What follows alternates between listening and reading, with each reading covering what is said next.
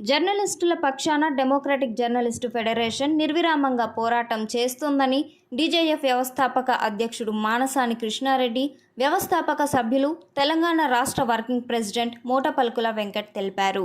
DJF Mancherial జిల్లా committee ఆధ్వర్యంలో పాదయాత్ర నిర్వహించారు. అనంతరం మంచిర్యాల కలెక్టరేట్ కార్యాలయంలో జర్నలిస్టులకు ఇండ్ల స్థలాలతో పాటు ప్రైవేట్ స్కూళ్లలో జర్నలిస్టుల పిల్లలకు ఫీజులో రాయితీ, జర్నలిస్టులపై అక్రమ కేసులపై రక్షణ కోసం వినతి పత్రం ఇచ్చారు. ఈ సందర్భంగా కృష్ణారెడ్డి మాట్లాడుతూ జర్నలిస్టుల పక్షాన డీజేఎఫ్ రాజీ లేని పోరాటం చేస్తుందని తెలిపారు. అక్రిడేషన్తో సంబంధం లేకుండా ప్రతి జర్నలిస్టుకు ఇళ్ల స్థలాలు ఇవ్వాలని, జర్నలిస్టుల రక్షణ కోసం ప్రత్యేక చర్యలు తీసుకోవాలని కోరారు. తెలంగాణ రాష్ట్ర వ్యాప్తంగా డీజేఎఫ్ జర్నలిస్టుల పక్షాన అన్ని జిల్లాల కలెక్టర్లకు వినతి పత్రాలు ఇవ్వడం జరుగుతుందని పేర్కొన్నారు.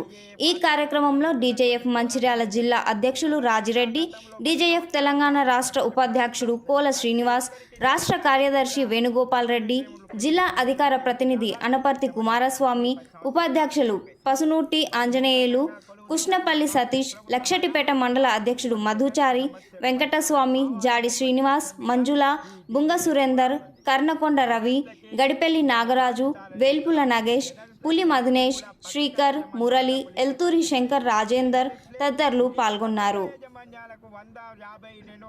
500 ఇస్తూ వాళ్ళ జీవనం గడుపుతున్నటువంటి దుర్భరమైన పరిస్థితి ఈ తెలంగాణ రాష్ట్రంలో నెలకొంది.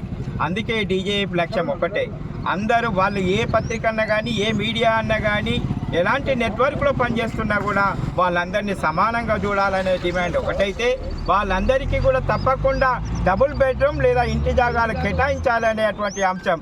ఈ ప్రభుత్వం ఏం చెప్తుంది,